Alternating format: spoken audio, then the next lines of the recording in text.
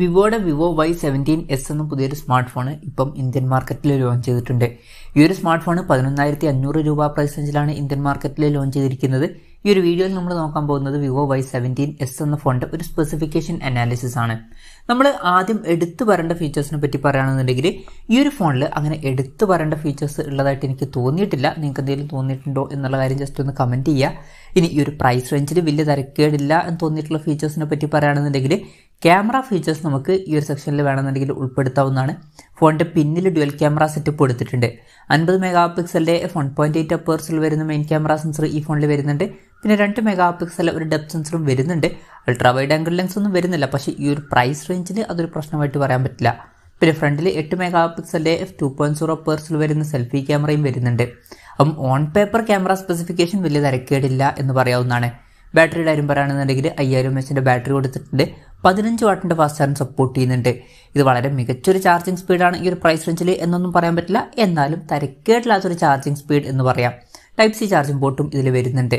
അപ്പം തരക്കേടില്ലാത്ത ഒരു on paper battery സ്പെസിഫിക്കേഷനും ഇതിൽ കൊടുത്തിട്ടുണ്ട്. ആൻഡ്രോയിഡ് 13 ബേസ് ആയിട്ടുള്ള വൺ ടച്ച് OS സോഫ്റ്റ്വെയർ ആണ് ഈ ഫോണിൽ വരുന്നത്. പിന്നെ side mounted finger print sensor ഈ ഫോണിൽ കൊടുത്തിട്ടുണ്ട്. ഫോണിന്റെ വെയിറ്റ് വരുന്നത് 186 ഗ്രാം ആണ്. അതുപോലെ തന്നെ തിക്നെസ് വരുന്നത് 8.09 mm ആണ്. ഫോണിന്റെ ബാക്കിൽ പ്ലാസ്റ്റിക് ബാക്ക് ബോഡിയാണ് കൊടുത്തിരിക്കുന്നത്. IP54 റേറ്റിംഗ് ഇതിൽ സപ്പോർട്ട് ചെയ്യുന്നുണ്ട്, നല്ലൊരു കാര്യം തന്നെയാണ്.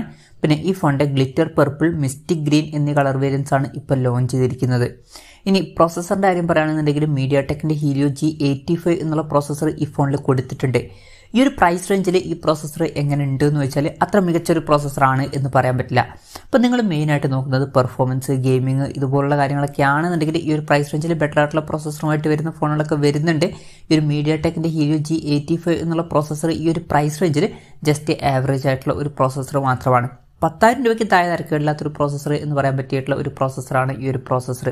എന്തായാലും ഈ ഒരു പ്രൈസ് റേഞ്ചിൽ ബെസ്റ്റ് ആയിട്ടുള്ള പ്രോസസ്സർ അല്ല, എന്നാലും വലിയ തരക്കേടില്ല എന്ന് പറയാം. ഓഫ്ലൈൻ ഫോൺ ആണ് എന്നുള്ള കാര്യം കൺസിഡർ ചെയ്യുമ്പോൾ എന്നാലും ഓർത്ത് വെക്കേണ്ട കാര്യം, നിങ്ങൾക്ക് മെയിനായിട്ട് പെർഫോമൻസും ഗെയിമിംഗ് ഒക്കെ വേണമെന്നുണ്ടെങ്കിൽ ബെറ്റർ ആയിട്ടുള്ള പ്രോസസ്സറുമായിട്ട് വരുന്ന ഫോണുകൾ എടുക്കുന്നതായിരിക്കും നല്ലത്. 5G സപ്പോർട്ടൊന്നും വരുന്നില്ല, മാക്സിമം 4G സപ്പോർട്ടാണ് വരുന്നത്. ഫോണിന്റെ ബേസ് വേരിയന്റിൽ 4GB റാമും 64GB ഇന്റേണലും കൊടുത്തിട്ടുണ്ട്. 4GB റാമും 128GB ഇന്റേണലുമായിട്ട് വരുന്ന ഒരു വെർഷനും വരുന്നുണ്ട്. LPDDR4Xന്റെ റാമാണ് ഇതിൽ ഉപയോഗിച്ചിരിക്കുന്നത്. eMMC 5.1 സ്റ്റോറേജ് ടൈപ്പും വരുന്നുണ്ട്. മെമ്മറി എക്സ്പാൻഡ് ചെയ്യണമെന്നുണ്ടെങ്കിൽ ഡെഡിക്കേറ്റഡ് മെമ്മറി കാർഡ് സ്ലോട്ട് ഈ ഫോണിൽ കൊടുത്തിട്ടുണ്ട്. അതായത് 2 സിം യൂസ് ചെയ്യുമ്പോൾ തന്നെ ഒരു മെമ്മറി കാർഡ് നമുക്ക് സെപ്പറേറ്റ് ആയിട്ട് യൂസ് ചെയ്യാം. പിന്നെ എക്സ്റ്റെൻഡഡ് റാം 3.0 എന്നുള്ള ഫീച്ചറും ഇതിൽ വരുന്നുണ്ട്. അതായത് എക്സ്ട്രാ റാം വേണ്ട സമയത്ത് ഇന്റേണൽ മെമ്മറിയിൽ നിന്ന് കുറച്ച് മെമ്മറി എടുത്തിട്ട് അത് റാമായിട്ട് യൂസ് ചെയ്യും. അങ്ങനെ 4GB റാം വരെ എക്സ്ട്രാ നമുക്ക് ലഭിക്കുന്നതായിരിക്കും. സിംഗിൾ സ്പീക്കറാണ് ഈ ഫോണിൽ കൊടുത്തിരിക്കുന്നത്. ഈ ഒരു പ്രൈസ് റേഞ്ചിൽ അത് ഓക്കെയാണ്. 3.5mm ഓഡിയോ ജാക്ക് ഈ ഫോണിൽ കൊടുത്തിട്ടുണ്ട്. അപ്പം ഇതൊക്കെയാണ് തരക്കേടില്ലാത്ത ഫീച്ചേഴ്സിന് ലിസ്റ്റിൽ പറയാനുള്ള കാര്യങ്ങൾ. ഇനി ഈ ഒരു പ്രൈസ് റേഞ്ചിൽ കുറച്ചൊക്കെ നിരാശപ്പെടുത്തി എന്ന് തോന്നിയിട്ടുള്ള ഫീച്ചേഴ്സിനെ പറ്റി പറയുകയാണെന്നുണ്ടെങ്കിൽ ഡിസ്പ്ലേ ഫീച്ചേഴ്സ് നമുക്ക് ഈ ഒരു സെക്ഷനിൽ ഉൾപ്പെടുത്താവുന്നതാണ്. ഇപ്പോൾ ഡിസ്പ്ലേയുടെ കാര്യം പറയുകയാണെന്നുണ്ടെങ്കിൽ 6.56 ഇഞ്ചിന്റെ HD+ ഡിസ്പ്ലേ ആണ് ഈ ഫോണിൽ വരുന്നത്. ഫുൾ HD റെസൊല്യൂഷൻ കൊടുത്തിട്ടില്ല.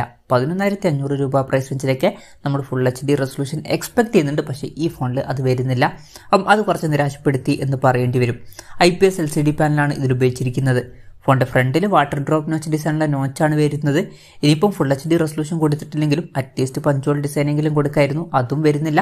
വാട്ടർ ഡ്രോപ്പ് നോച്ച് ഡിസൈനുള്ള നോച്ചാണ് കൊടുത്തിരിക്കുന്നത്. അപ്പം അതും കുറച്ച് ഡിസപ്പോയിന്റിംഗ് ആയിട്ടാണ് തോന്നിയിട്ടുള്ളത്. ഇനി ഈ 2 ഫീച്ചേഴ്സും കൊടുക്കാത്ത സ്ഥിതിക്ക് അറ്റ്ലീസ്റ്റ് കൂടിയ റിഫ്രഷ് റേറ്റെങ്കിലും അവർക്ക് കൊടുക്കായിരുന്നു, അതും വരുന്നില്ല. 60 Hz റിഫ്രഷ് റേറ്റ് ഇതിൽ വരുന്നുള്ളൂ.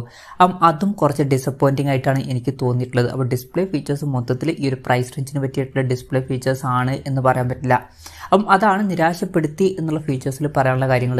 അപ്പം ഇതൊക്കെയാണ് മൊത്തത്തിൽ ഫീച്ചേഴ്സ്. ഇനി വിലയുടെ കാര്യം പറയുകയാണെന്നുണ്ടെങ്കിൽ 4GB റാം 64GB ഇന്റേണൽ വെർഷന്റെ വില വരുന്നത് 11,499 രൂപയാണ്.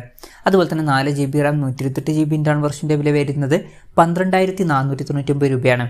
എന്തായാലും ഓവറോൾ നോക്കുകയാണെന്നുണ്ടെങ്കിൽ വിവോ Y17s എന്നുള്ള സ്മാർട്ട് ഫോൺ ഈ ഒരു പ്രൈസ് റേഞ്ചിൽ അത്ര മികച്ചൊരു ഫോണാണ് എന്നൊന്നും പറയാൻ പറ്റില്ല. പ്രത്യേകിച്ച് പറയേണ്ട കാര്യം, അത്ര മികച്ച ഡിസ്പ്ലേ ഫീച്ചേഴ്സ് ഈ ഒരു പ്രൈസ് റേഞ്ചിൽ ഈ ഫോണിൽ വരുന്നില്ല. ഇനിയിപ്പോൾ പ്രോസസ്സറിന്റെ കാര്യം പറയുകയാണെന്നുണ്ടെങ്കിലും ജസ്റ്റ് ആവറേജ് പ്രോസസ്സർ മാത്രമാണ്. ഈ ഒരു പ്രൈസ് റേഞ്ചിൽ അത്ര മികച്ചൊരു പ്രോസസ്സറൊന്നുമല്ല. അതുപോലെ തന്നെ തരക്കേടില്ലാത്ത ഓൺ പേപ്പർ ക്യാമറ സ്പെസിഫിക്കേഷനും തരക്കേടില്ലാത്ത ബാറ്ററി സെറ്റപ്പും മാത്രമേ കൊടുത്തിട്ടുള്ളൂ. അങ്ങനെ എടുത്തു പറയേണ്ട ഫീച്ചേഴ്സ് ഉള്ളതായിട്ട് എനിക്ക് തോന്നിയിട്ടില്ല. അപ്പം ഈ ഒരു പ്രൈസ് റേഞ്ചിലൊക്കെ ബെറ്റർ ആയിട്ടുള്ള ഫീച്ചേഴ്സുമായിട്ട് വരുന്ന ഫോണുകളൊക്കെ വരുന്നുണ്ട്. അതൊക്കെ നോക്കുന്നതായിരിക്കും നല്ലത്. ഇനി ഇതൊരു ഓഫ്ലൈൻ ഫോൺ ആണ് എന്നുള്ള കാര്യം കൺസിഡർ ചെയ്യുമ്പോൾ അങ്ങനെയാണെന്നുണ്ടെങ്കിലും ഈ ഒരു പ്രൈസ് റേഞ്ചിൽ ഇത് അത്ര മികച്ചത് എന്ന് പറയാൻ പറ്റില്ല. ജസ്റ്റ് തരക്കേടില്ല, ആവറേജ് ആയിട്ടുള്ള ഒരു ഫോൺ, അത്രയേ ഉള്ളൂ. എന്തായാലും ഈ ഒരു പ്രൈസ് റേഞ്ചിൽ ഈ ഫോൺ അത്ര മികച്ചൊരു ഫോണായിട്ട് എനിക്ക് തോന്നിയിട്ടില്ല. നിങ്ങളുടെ അഭിപ്രായം ജസ്റ്റ് ഒന്ന് കമൻറ്റ് ചെയ്യുക.